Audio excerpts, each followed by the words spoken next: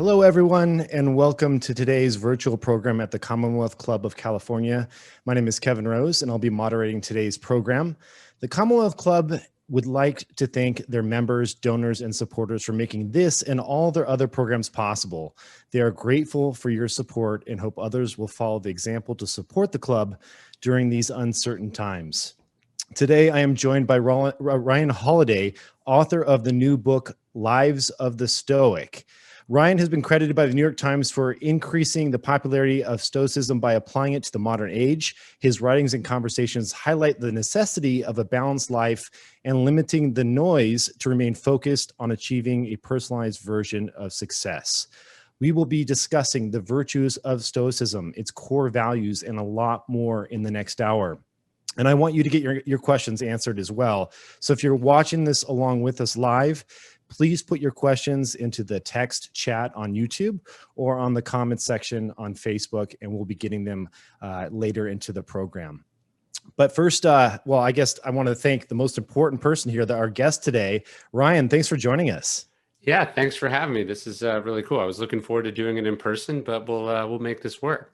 Yeah, I know. It's a bummer we haven't been able to hang in a while. It's good to be reconnected. I'm excited to talk about your new book because I've always really loved everything that you've done around Stoicism and really, I mean, like the New York Times said, putting it on the map. I think that obviously we had heard about it at some point in school, but I don't think anyone has ever done as much to popularize it as you have.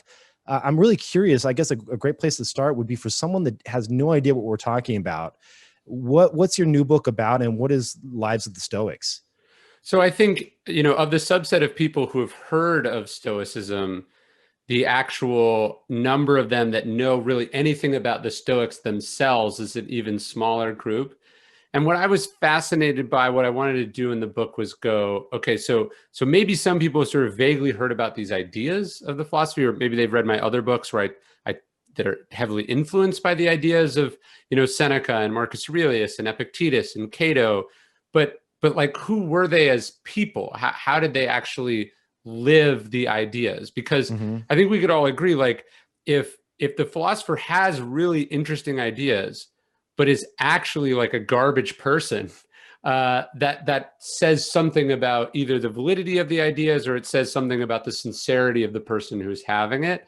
And so there really is no historical work which really captures who the Stoics were, certainly in one place. And so that was the aim, is like, who were these people and how did they actually follow the teachings of Stoicism? Do you think that, does this book really get into practical kind of tactics that one could use? Because I think when you talk about who were they and how they lived, for me, the exposure has always been via your blog or a newsletter or something where you see a quote from a Stoic and you're like, oh, wow, that's really profound. But there's no tactics there, really. So Plutarch, who's maybe the greatest biographer in history, whose son or grandson actually becomes Marcus Aurelius's philosophy teacher. Anyway, he makes this big distinction between biography and lives. And he's saying, like, if you're doing biography, you're like, here are all the facts about this person, right? And when you get a modern biography, it's always like this thick, it's filled with footnotes. Often you even get the sense that the biographer doesn't particularly like the subject, right? It's almost like a good tactic for biographers is just to try to destroy the person that they're biographizing. Right. So Plutarch, like 2,000 years ago, was saying, it's not really the facts of these people that matter. It matters, like he's saying, it may be in a joke or in one quote or one story that you not only understand the complete essence of that human being, but it gives you something to apply in your own life. So like, take for instance, Zeno, who's the founder of Stoicism. Like, obviously what happened in his life is interesting in that he's a historically important individual.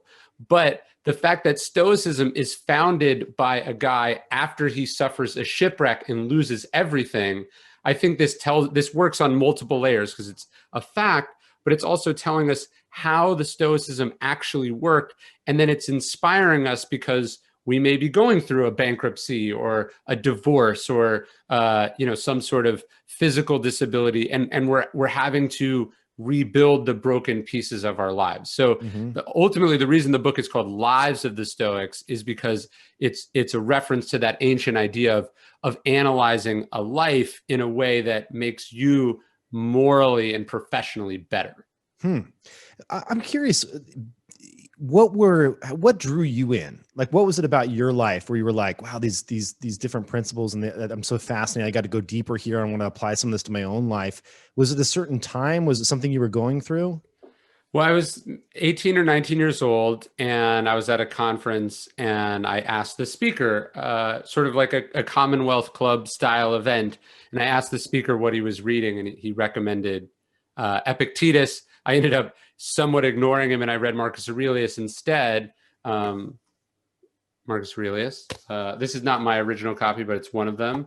But I was just so amazed because I was taking a philosophy class in college, but like Aristotle is somewhat interesting, but you're not like, I'm listening to Aristotle because he was great. We're listening to Aristotle because he was smart. You know what I mean? And so the idea that philosophy isn't just like brilliant theories, but it's actually the hard-won wisdom of like successful or influential or great men and women was like a distinction that I'd never really thought of. So, it's like Marcus Aurelius, you're like, wow, this guy's philosophical, but he's testing these theories in the laboratory of, running an empire. So I think what it struck me was, one, the writing style was just so accessible and interesting, but it was that this wasn't just for like academic purposes or idle, exploration. It was for life.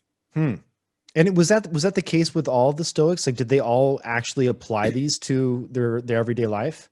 So the big distinction between the Epicureans and the Stoics is, and that we get this from Seneca, but he says, the Epicurean believes like they're going to attend to their own personal self-development unless some emergency calls them to be involved in public life.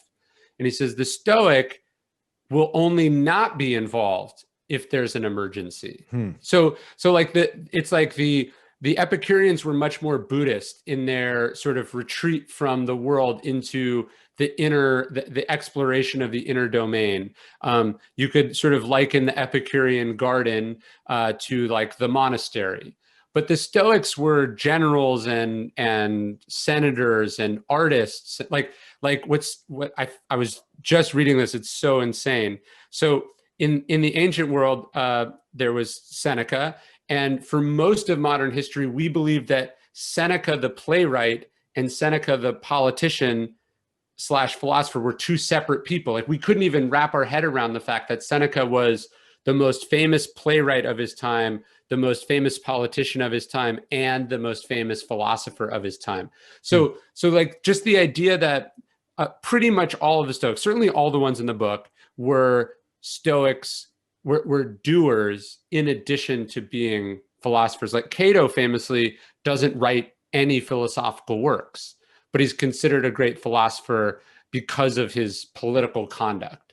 And then out of all these, as you've been going through this and doing the research and finding out, these different ways to apply these philosophies to your own life, what changes have you seen personally?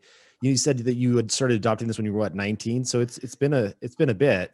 Yeah, no, I mean, I guess in the next year or so, I'll have known about Stoicism for half the time, for almost as long as I did not know about Stoicism. It'll be half my life, which is kind of crazy to think about.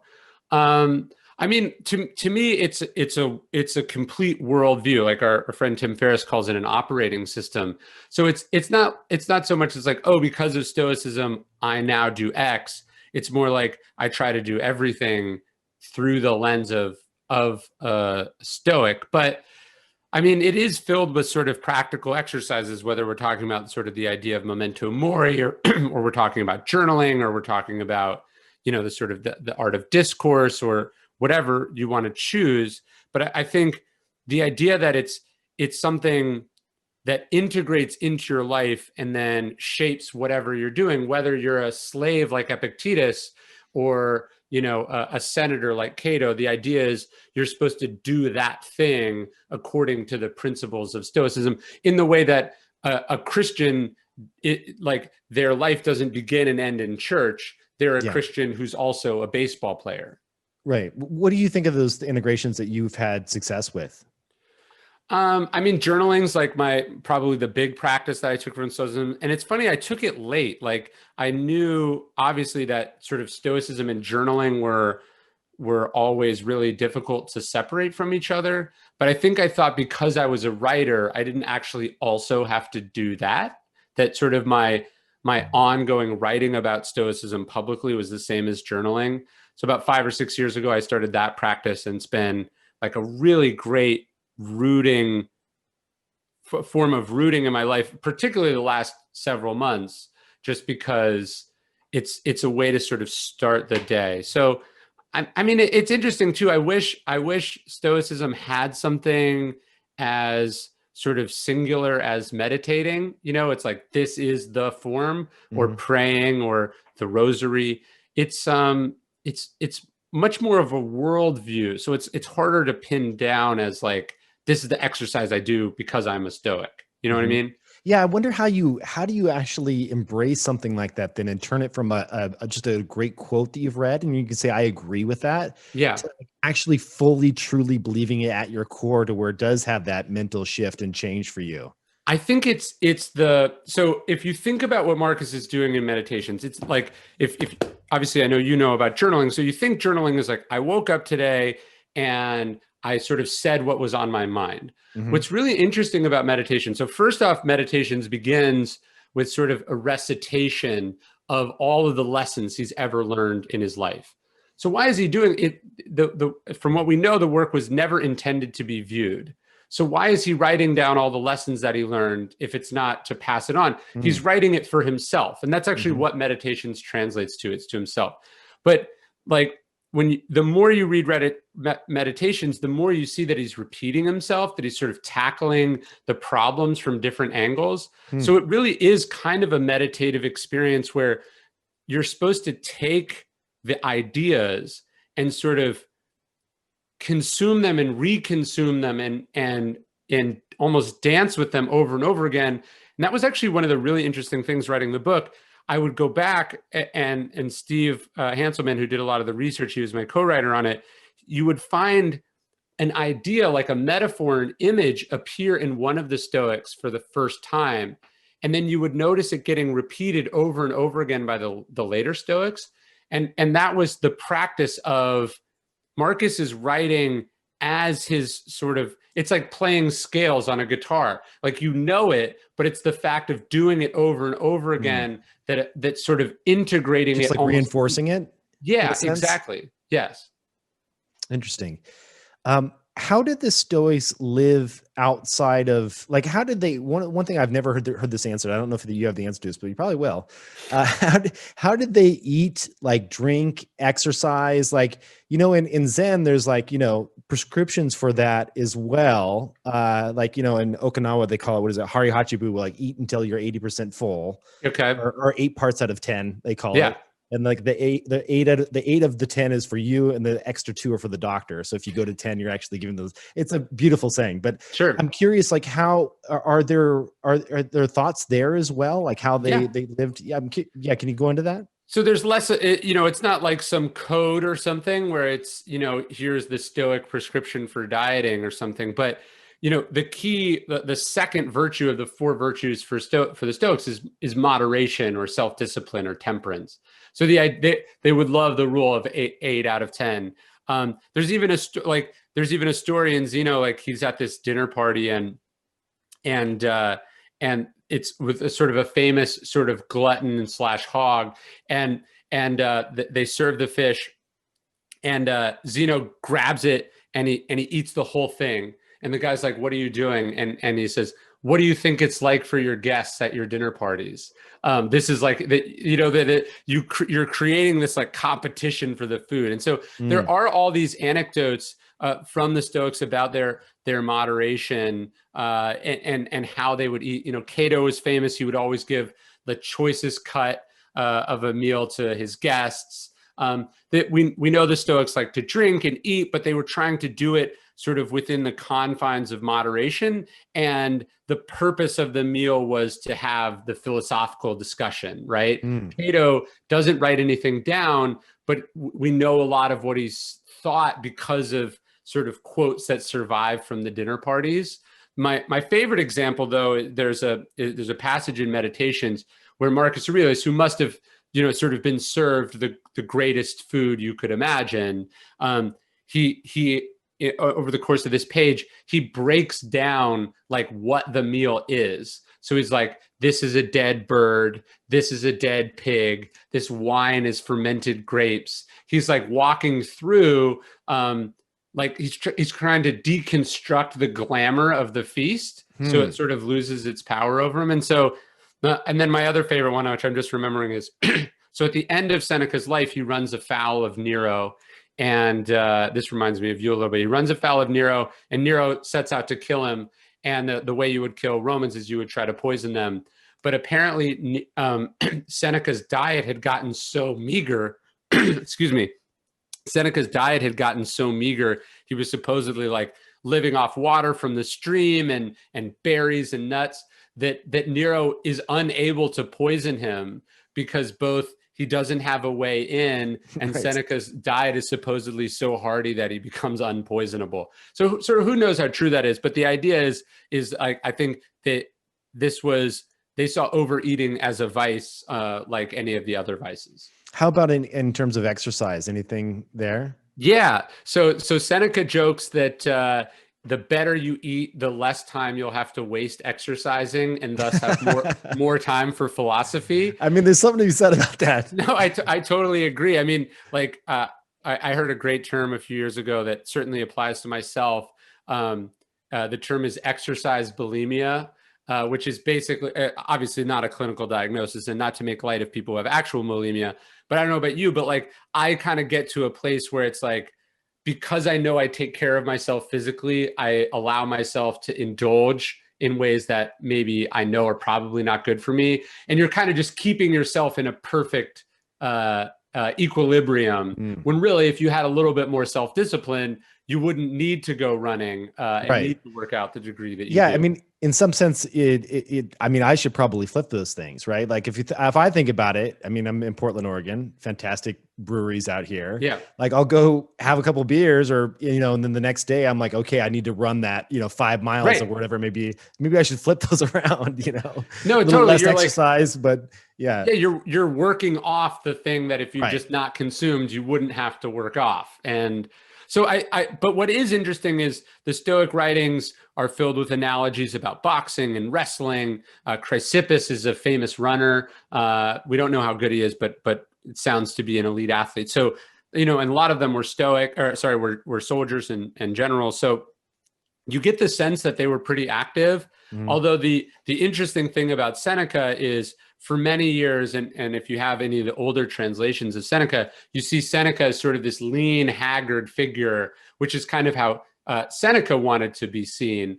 But the only surviving bust that we have of Seneca which has been verified as being made in his own life, shows him to be a bit more Epicurean than he represented. So there's always this difference between, I guess, practice and teaching. Did they have any regimens like fasting or anything like that incorporated into what they did? Yeah, so not as overt about fasting as I know, but sort of two things. So Seneca, we know, experiments with vegetarianism when he's a teenager, and it's not like an idle experiment. Like at that time, to be a vegetarian was a deeply transgressive decision. It was almost associated with certain cults in Rome. So for him to experiment with his diet for ethical reasons shows him what the scholars think is a sort of a pretty bold move. But Seneca said that one day a month we should practice either sort of fasting or eating like really small amounts of food. He talks about sort of practicing poverty, and the point being, could you sort of get outside your comfort zone on a regular enough basis that you're not scared of losing? those things. Mm. And so one of the things I like about intermittent fasting, and obviously it can get a little dangerous, but you feel that sort of pang of hunger, and the ability to kind of conquer that is an important skill. And so I think the Stoics would have didn't talk about it too explicitly, but I think I get from what I gather, they were interested in pushing past those boundaries, if only for the sake of sort of conquering one's own limitations. Yeah, just going into that a little bit, when you think about, I often think about experience stretching being a real thing, whereas like you go off and you experience too much of a good thing at a high level, and then all of a sudden dropping down is really difficult for people. Like you go out, you watch a sunset, beautiful sunset, you watch the sunset again with a fantastic glass of whiskey, even better experience, and you can just keep leveling up to where it's harder to drop back down. How do you recalibrate something like that? So for someone like Seneca and I think some of the other Romans, I mean, they had the benefit of being in a somewhat unstable, unpredictable world, right? So like imagine you're Seneca, you've made your way through law school, you've sort of burst on the scene as this generational legal talent. Then you get tuberculosis and you have to go spend 10 years in Egypt recovering.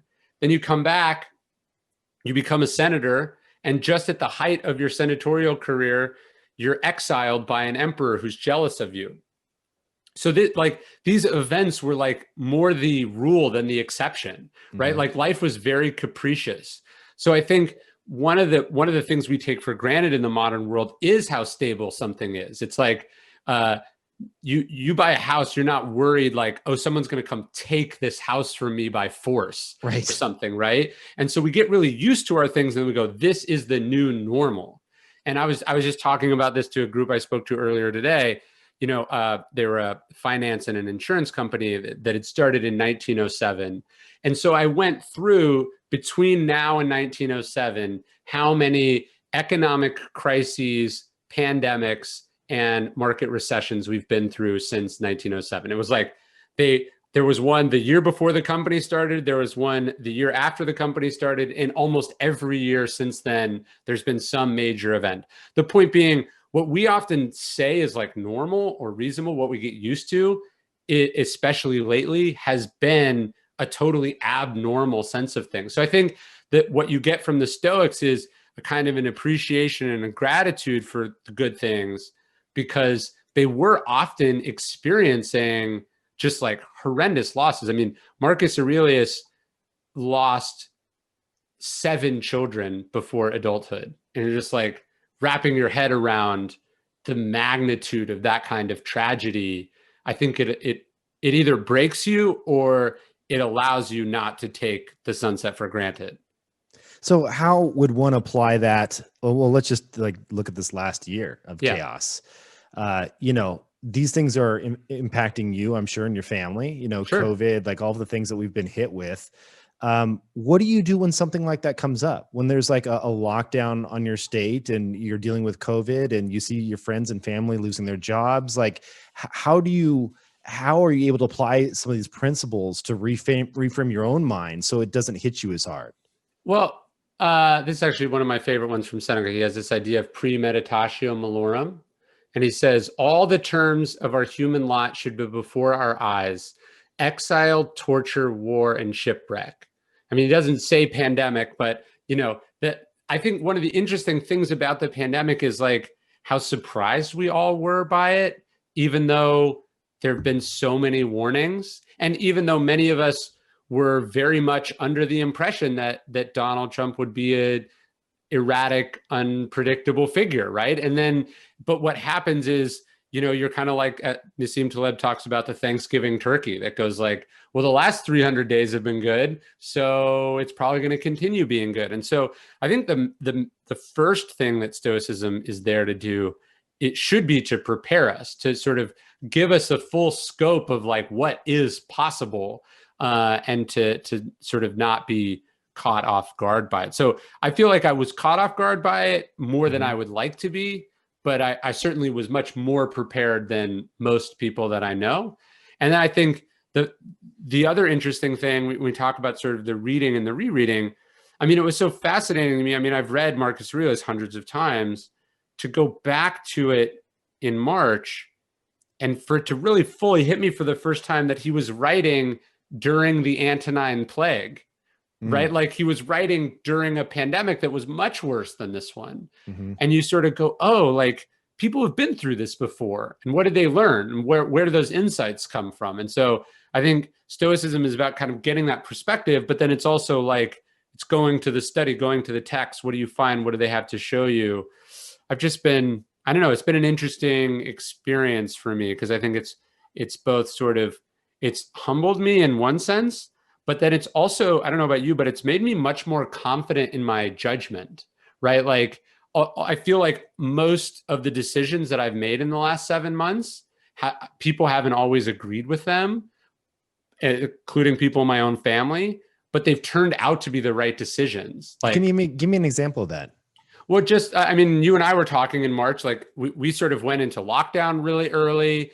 Texas didn't get hit right at the beginning. And so in kind of like late April, early May, people started to go, oh, this is nothing. And so Texas started to reopen. And I was just like, guys, like fundamentally nothing has changed. And so sort of, definitely didn't get into that. And then there were, like people in situations where, people would be like, hey, we're going to have a get together. And he'd be like, oh, it'd be so fun to go see those people. And then it's like, turns out so-and-so had COVID. That would have been really bad. Right. Or, like just little decisions and big decisions where you're just like, oh, I have a pretty good intuitive sense of what I think is right. And that you have to trust that sense. And you can't really let other people pressure you or sort of push you off that block. Yeah, that makes sense. I'm curious, when you're going through all the different Stoics in this book, do you gravitate towards one? Like, do you have a favorite? Do you have something new and interesting that you learned from the research this time around? So Marcus remains like the most fascinating to me, but and from all these different angles.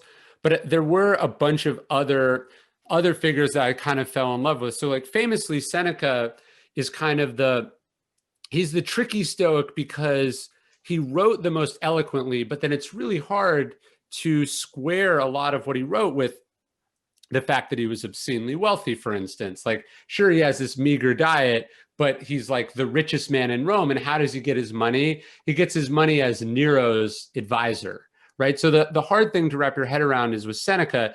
And so I understood that maybe sort of Stoicism was tested by the corruption and the evil of Nero's regime, but I wasn't quite aware that they're referred to now as the Stoic opposition. But there was a group of other Stoics who were lesser known, but were sort of on the front lines of standing up to Nero. There was one named Agrippinus, who was really interesting.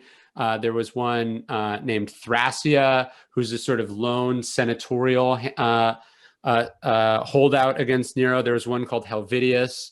The most badass names in the world, pretty much. They're so cool. They're so cool. Although, like, one of the things we really had to work on was like, how the hell do you pronounce them? So I put like a pronunciation guide in the book. Although the audio book was like the hardest thing that I've had to do because they're so difficult to pronounce. But they were just like complete badass. Like Thrasea's last words were, Nero can kill me, but he can't harm me.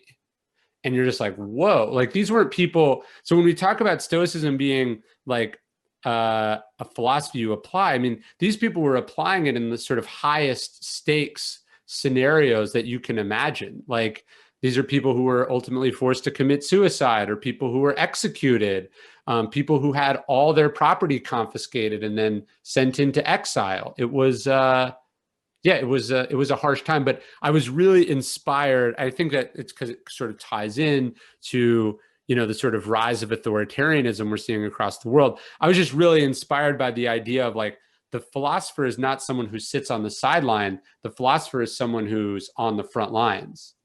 Yeah. What do you think that when someone picks up this book, reads through it, and what are they going to take away? How are they going to feel when they finish? And what is your hope there? I mean, I hope they understand that these were like flesh and blood people, that these were human beings who sort of struggled and had temptations. Like Cato is famously considered like the sort of the greatest of all the Stoics. Like he's a sort of superhero. He's the one that like Thrasea, who's a badass, was like looking up at Cato. Like I can't even touch this. But there's a scene in the book where Cato's like weeping over the death of his brother. And his brother was not at all a philosopher. Like his brother was sort of not a playboy, but lived by a different code. And I thought it was just, I loved their talking about their relationship, because it sort of illustrates this Stoic concept. There's a quote from Marcus Aurelius. He talks about being tolerant with others, but strict with yourself. And so Stoicism, even in Cato, this like extra strict guy, he still had all these people in his life who were nothing like him, who he didn't ever try to hold to his own standards. You know what I mean? So yeah. I hope what you take from it is like, oh, these were people just like me. And they weren't like, they weren't dusty old figures from history, but they also weren't gods. Like they in some cases kind of reached a transcendent level, like Cato's suicide to me echoes the monk who kills himself in Vietnam by lighting himself on fire. Yeah. It's this sort of tragic suicide to make a point. And so there is a moment of like sort of otherworldliness to it, but it's done by human beings. Yeah. I'm curious on the monk's a great example of someone that, was able to sit there through what many would consider to be one of the worst possible endings of life, in that you're dousing yourself with gasoline, lighting yourself on fire, did not move, did not cry out. Obviously it had been training and meditating for quite a while. Right. Do the Stoics ever have any realization? Like when you're a monk, your goal, at least in certain practices, depending on which, lineage we're talking about, but oftentimes is waking up or enlightenment or, right. Some type of transformation that happens in the mind that can allow you to pour gasoline over yourself without screaming. Does anything like that transformation happen at the Stoic level? Is there such thing? I think so. So the Stoics, obviously they talk about wisdom, but the highest level of wisdom would be a sage. And I think they kind of accepted, probably like the monks do, that you don't actually ever get there, but you can approach it, right? Or that maybe you can touch it for some fleeting moment of greatness. Like Cato's suicide is, so basically Julius Caesar overthrows the Roman Republic. He's installing himself as a dictator. And Cato basically realizes, like, I'm going to be used as a puppet to endorse or legitimize this regime, and I'm not going to do that. And so his last night it's an incredible moment. I don't think it's about glorifying suicide any more than the monk lighting himself on fire is, but he has one final dinner party where they talk about philosophy as if, life is going to go on as normal. He puts his friends in boats and sends them off to escape Caesar. And then he goes to his room and he reads a book about Socrates from cover to cover twice. And then he sort of realizes that it's his moment, and he gets his sword and he stabs himself in the chest, and he stumbles, he falls back, and in falling, sort of people rush in and they realize what he's doing and they try to stop him and they don't want him to do this. And so he passes out from unconsciousness and they stitch him, the doctor stitches him back up. And Cato comes to and he realizes what's happened, and he pulls his own wound open and disembowels himself with his own hands. So it is sort of superhuman in the way that the monk lighting himself on fire is. And it sort of stands as this epic gesture of defiance. And so some people, Napoleon being one, would criticize this. They said, he should have ran away and continued to fight. That to give up was a betrayal of Stoicism. But it's really Cato's example that hundreds of years later inspires the founding fathers of America to defy to the death their sort of British overlords. So he kind of ends up being this great example through history because of the sacrifice that he makes. And I would argue that was one of those moments. There's a moment in Marcus Aurelius's reign at the the absolute worst of the pandemic, where he goes through the palace and he selects the most valuable treasures and he sells them on the lawn of the palace to pay to keep Rome going. And so that's not as glamorous or as badass as suicide, but to me, it's touching on a level of like, here you have the most powerful man in the world having a garage sale to raise money for other people. To me, it touches a similar level of greatness. And is there any structure to Stoicism? Like, is there any, like, is there a path at all? Like, I think of these other, religions, or even just meditation, like Buddhism, like the Eightfold Path, like these ways that are these more prescriptive ways to kind of apply these things to your life. Or is it more of like a choose your own adventure with Stoicism? I think it's a little bit choose your own adventure, but like these are the four virtues of Stoicism. It's courage, justice, temperance, and wisdom. So that would be kind of like the Eightfold Path. Those are the same cardinal virtues of Christianity are the cardinal virtues of Stoicism. There's just, for the Stoics, there just wasn't also, 10 commandments, for instance. And then there wasn't the artifice built on top. And I don't mean to insult the church, but there wasn't like a structure built on top over hundreds or thousands of years of sort of organized rituals, because Stoicism comes almost kind of from pagan Rome, and then Christianity takes off shortly thereafter. So it doesn't fully develop into, priests and like Marcus Aurelius is kind of just like the last Stoic philosopher, and all that remains are their works. And we're kind of picking up the pieces thousands of years later. Yeah. What are your thoughts on, we live in a very much divided America. Are there any principles that we can take or anything we can learn from the Stoics that could help us come together in some way? I think there is. So two early Stoic concepts.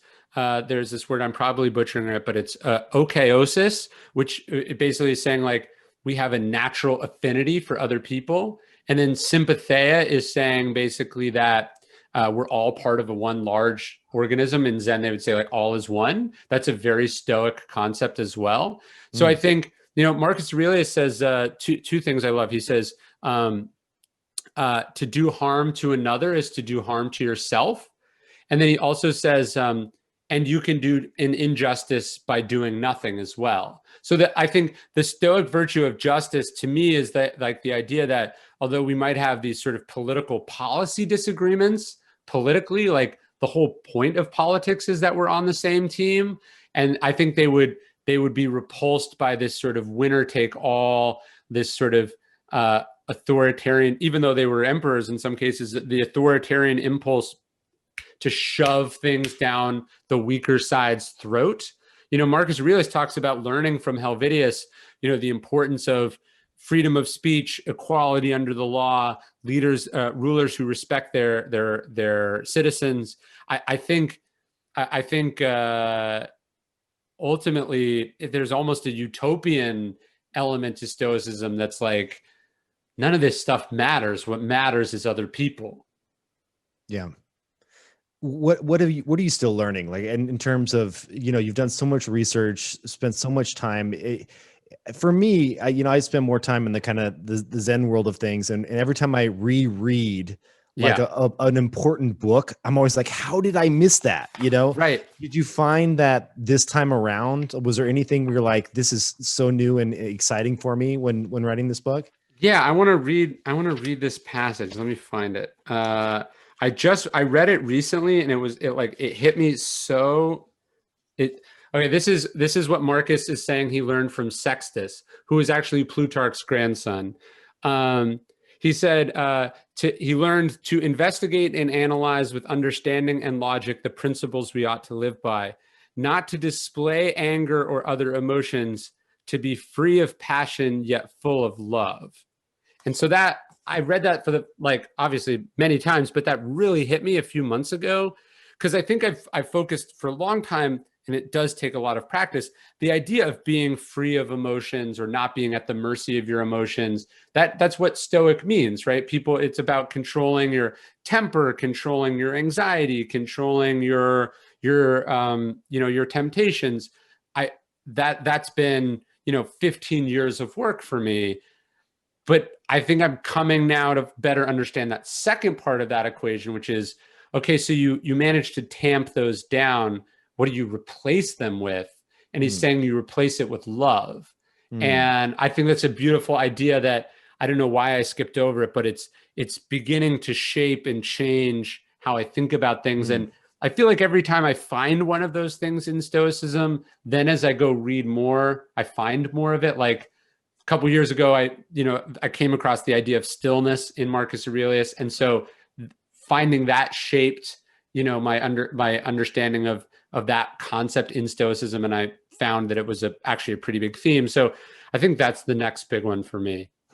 It's really fascinating in that if you think about how you mentioned kind of these things that we're trying to rid ourselves of, whether it be anxiety or anger, to just pound something down and try and push it down and swallow it and just like, you're not doing any good. You're just like, you're kicking the can down the road for a future date with destiny. Right. So, it makes sense to me that you would have to figure out how to do this kind of surgical swap in a sense, and that you want to get rid of it, but replace. Yes. How does one practically do that? How do you replace anger with love? Yeah, I mean, that's a good example. So like let something that makes you angry, maybe it's sort of people who are behaving a certain way. So you could be like, this makes me angry. And then through force and sheer will, you could contain that anger. Let's just say the debates of a few days ago. Right. So you could contain that anger. And that's certainly a skill that most people don't have. I think what Marcus is saying is, okay, that's good.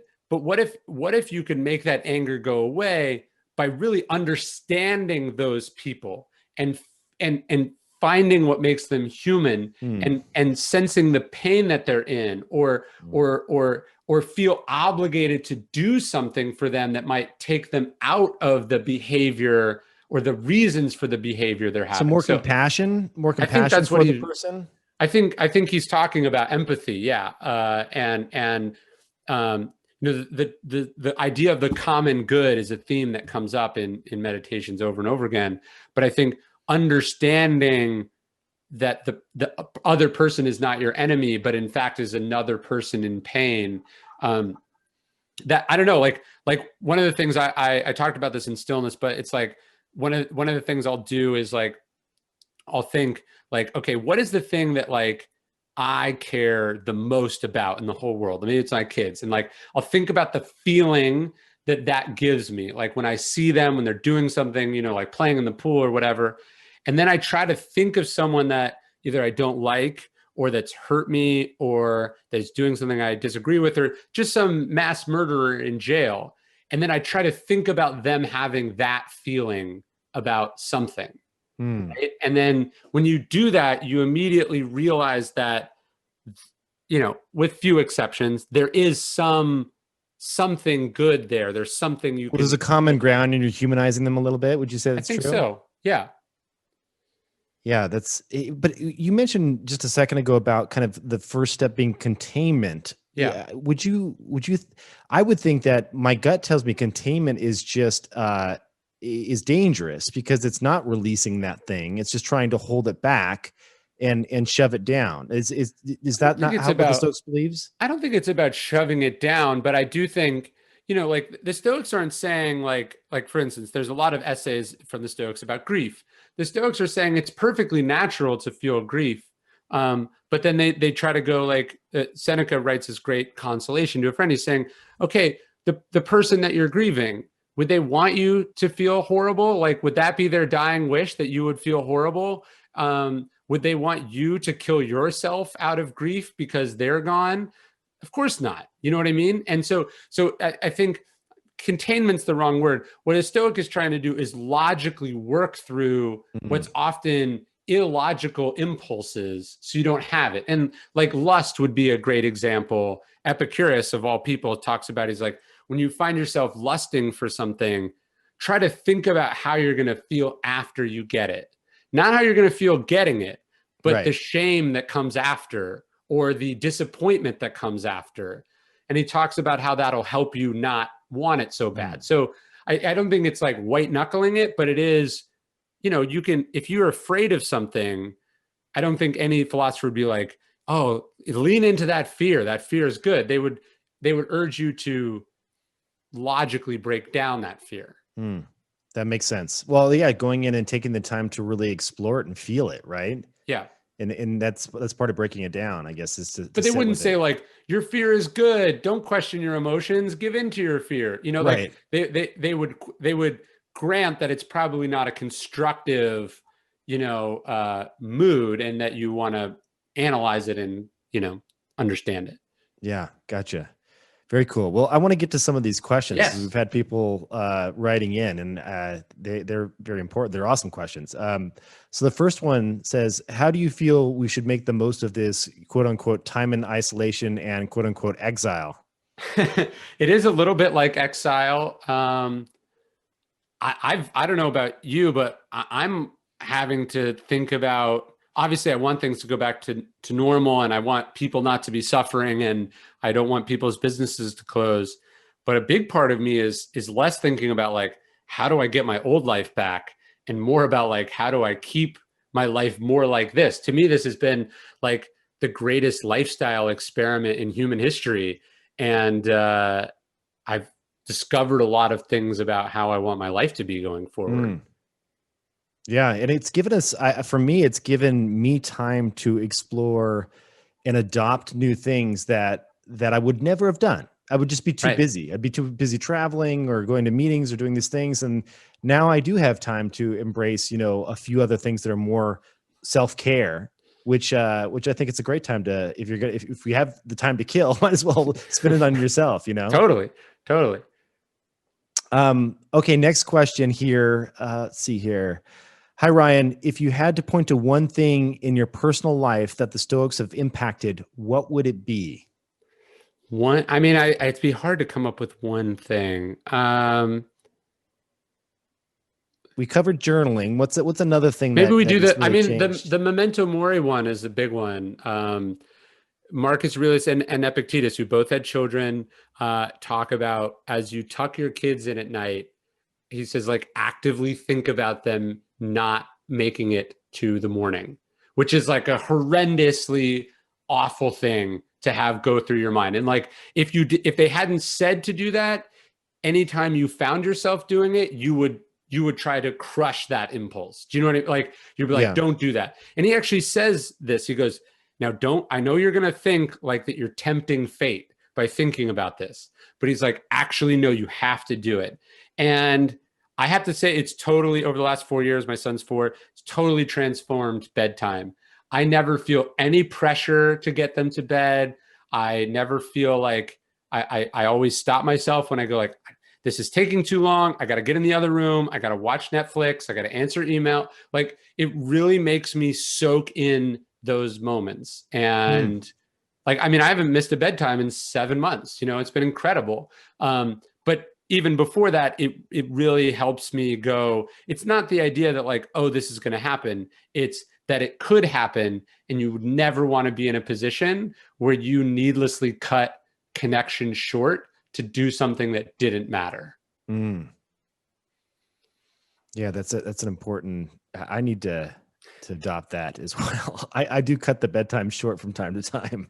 Well, you're just like, you feel like because you started it, you should finish it promptly. Do you know what I mean? And obviously there's like, if because of your ritual, they're not sleeping, that's obviously not a good idea. But it's like, you're reading and they're like, can we read one more book? And you're like, no. And why is the answer no? You have nowhere to be. You have nothing to do. You're Right. it's just a control thing, in a lot of aspects. And so it's like, yeah, of course, we can read as many books as you want. Like, this is what I am literally here for. Yeah. Why am I going to answer emails that I didn't want to receive in the first place instead of reading a book with you? It's funny. So many parents these days, my wife and I included, you get to the end of the day and you're just been like, you've been kind of, depending on the day, you've been Yes. through a little bit of all of it, especially at Right. the ages I'm at with 2 and 3 year olds.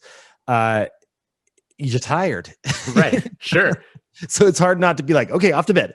Let's go grab a glass of wine, you know? Right. No, that's, I would say a good portion of the time, we end up falling asleep together and I'm just taking a late nap, but Yeah. like on my deathbed, whenever that is, I'll remember those moments so much more than, whatever I was going to go do. That's a great point. That's a beautiful thing.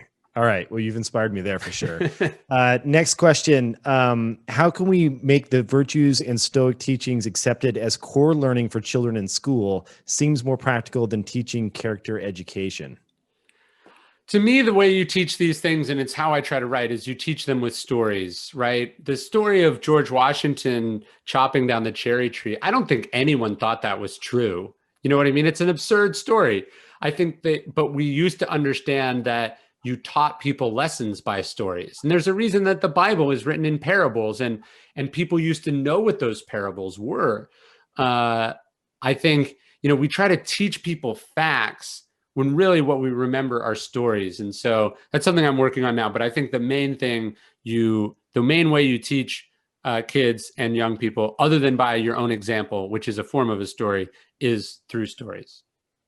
Lots of questions here around kids. The next one says, new dad and daily dad subscriber here. What practices or lessons did the Stoics impart on their own children that stand out for you as a father?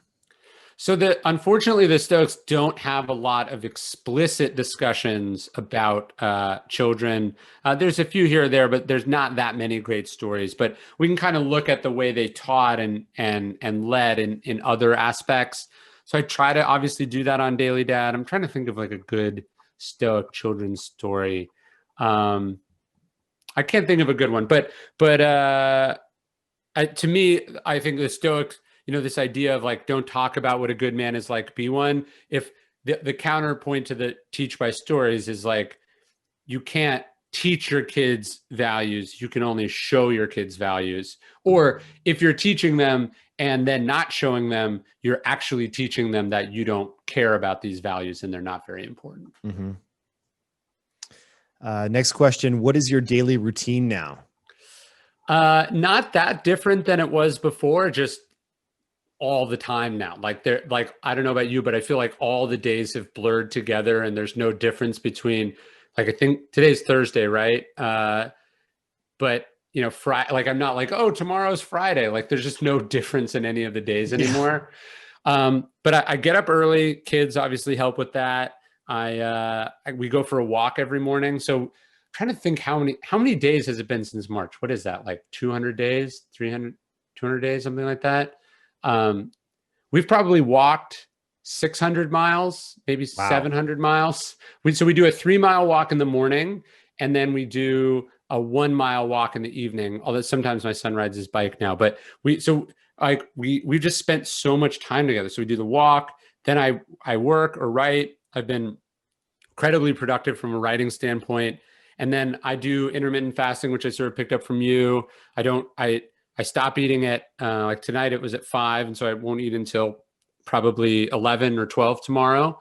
And then I don't do any kind of administrative business promotional stuff really before noon. So I try to have the morning be the big creative block, and then the afternoon is like whatever else has to be done. Mm-hmm. How do you manage your time? Are you a calendar person? Or are you? I'm like the opposite of a calendar person. So like I have a calendar, but my assistant knows that there should be as little as possible in the calendar. So like my rule is I never have more than 3 things in the calendar in one day. So it might be a call in the afternoon or a podcast or whatever. But like if I open my calendar and there's a lot of stuff in it, that's like a sign that I've not been successful. And one of the benefits of the last 7 months is like, it's been really empty the whole time. Like it's been great. No coffee, no flights to catch. It's been, I think I was telling myself I was much more productive and good at multitasking and working on the road than I actually was. I don't know about you. Yeah, I find that My entire routine has changed. It's been crazy because I was definitely doing a lot more, face-to-face meetings and going out in Sure. flights and things like that. So yeah, it's definitely been a complete rethinking of my day. How's your nighttime routine? Like, what is it like for you when you're getting ready for bed? Or you have a no screen policy? Like, what's your sleep schedule like? Like, how do you? So we're doing every year we do like a new year, new you challenge for Daily Stoic. And I was just thinking about this because I was like, what can I improve? Like, I think I got the mornings really dialed in. I'm not saying it's my resolution because I'm going to try to do it before, but the thing I'm going to work on is I'm going to work on a bedtime. I'm going to give myself like, I'm really good. Like I wake up by a certain time, but I'm going to work on a bedtime. I think that's my goal because like it's one of the few things that's just like, well, whatever you're doing, just keep going, you know. And so I end up, we'll watch TV too late, or I'll read too late, or we'll talk too late. And I want to be like, no, I go to bed by this time. What do you do for uh relaxation? Like, I know you don't drink, Yeah.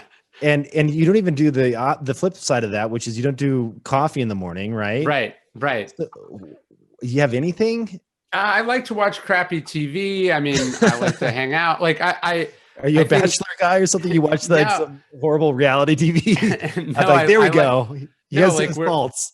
we've rewatched most of The Office. We've rewatched most of Seinfeld. Like I like to watch Law and Order. I like crappy like procedural like television. Like when people are like, "Oh, you got to check out like Bloodlines or something." I can make it through like one season and it's like too stressful and I'm like, Yeah. I want the opposite of this. Like I'd rather read a book than watch like difficult entertainment.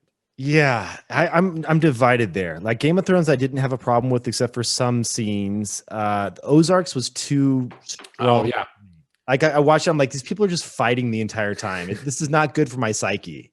No, it's like Pete Holmes has this joke about he's like people tell you like, oh, go do all these things before you have kids. And he's like, what they should say is like watch all these movies before you have kids because like now I can't watch anything where like a kid gets hurt. I can't watch Right. anything that's like I think the Netflix formula, if you think about the streaming formula, the incentives are like a lot of highs and lows emotionally, and then it's to end on a level where you're like, I gotta binge on the next episode. And I think as I've gotten more healthy in my life, that feels really unpleasant to me. Like the Mm. transparent emotional manipulation of a multi-season streaming show, like I go like, this is not good. Do you know what I mean? Yeah, absolutely.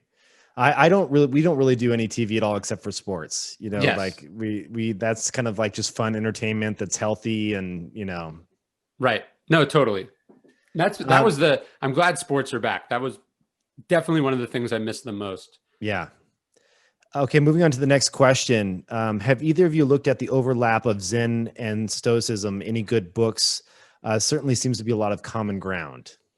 Well, I would it's weird to recommend my own book, but I think I tried to do this in Stillness is the Key a little bit. I wanted Mhm. to explore the overlap between the two.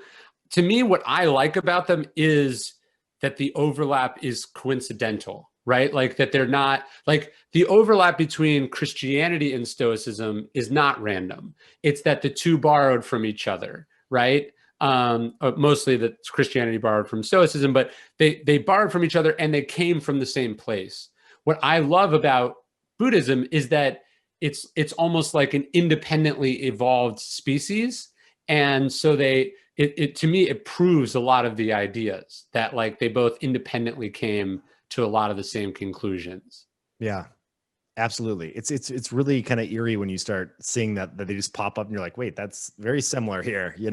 Well, it's like I've heard that like sign like different countries develop different sign languages, like that sign language was invented differently, and then but it's still very similar. It's like, Mhm. oh, right, okay, that makes sense. They went to whatever the first principle was, like Right. whatever like the core thing was, they solved it. Yeah, that's so cool. Yeah, I would say that for me, book wise, Zen: The Authentic Gate, I think is very good. It is from a lineage that is Sanbo Zen, which is I would consider to be out of the major Zen sects, whether it's like Soto or Renzai, or I think Sambo is like the leanest and cleanest and lightweight, and it doesn't contain any deities or heavy dogma. And I think if you're looking for like a clean version of Zen, like that's a great book. All right, let's see here. Next question. Okay, what are your thoughts on the actions of Socrates with how he raised Nero as a tutor and his advisor as an emperor? Do they mean Seneca, or did they say Seneca? Socrates? Okay, so it's definitely Seneca. It's tricky. There's a beautiful, haunting book by James Romm called Dying Every Day that's about Seneca's time in Nero's court. It's a tricky thing. I mean, on the one hand, you could look at it and you'd be like, it's just inexcusable. How can a great philosopher have been a member of such a heinous regime? On the other hand, from Seneca's perspective, he was probably telling himself he would have been worse without me. And in fact, the first years of Nero's regime, they called the Quinquennium Neronium or something. Basically, like the first 5 years of Nero's regime were really good. And that was largely because Seneca was in control, and Seneca and a guy named Burrus were in control. So I think that's the tricky part about it. It's really hard to say. Like, it's easy to say like everyone who disagrees with Trump should resign because the administration would be unable to function. But you could also argue that all those people would be replaced with people that those people would find to be less qualified, right? So, I think it's that eternal question of what's one's obligation to themselves and their own ethical code, what's their obligation to the country, what's their obligation to be in a position to prevent bad things from happening. I think the more I study it, the harder time I have coming up with one clear, easy answer. Yeah. All right. It is that time in our program where we have time for one last question. All right. So here it is. If there was one thing you hope people will take away from the chaos of 2020, what would that be? That's a good question. I mean, I think you could go a couple of ways on this. You could be like, hey, this is why you have to focus on, preparedness, on resiliency, on all of that. I think that's really important. And I feel like I've talked about that a lot. The Stoic idea, there's a Stoic idea that character is fate, that, sort of what you believe, how you comport yourself will determine the course of your life, the actions you take. To me, what the last several months of politicians of all parties, friends, people I know, it's really character seems to be that core issue, right? Like people of good character have done good things, and people who have, neglected that aspect of themselves have done things I find sort of, unconscionable, whether it's, how they're operating their business, how they're treating, vulnerable people in society, whether they wear a mask or not, or just like what and who they vote for, So I think what we're really seeing is that the truth of that idea that character is fate.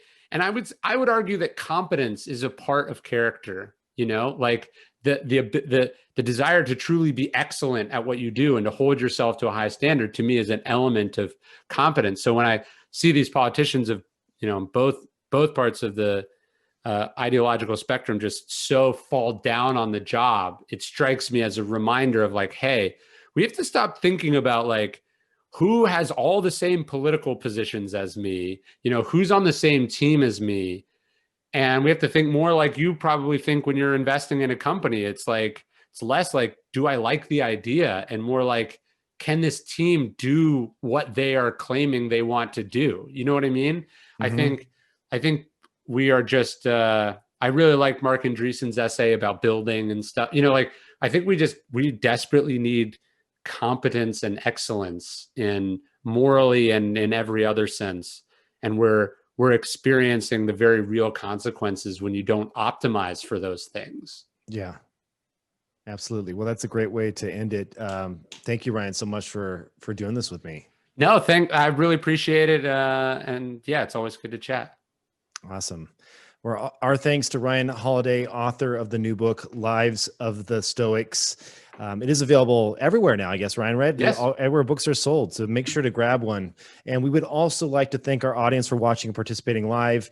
If you want to watch more programs or support the Commonwealth Club's effort in making virtual programming, please visit commonwealthclub.org/online. I'm Kevin Rose. Thank you so much and stay safe.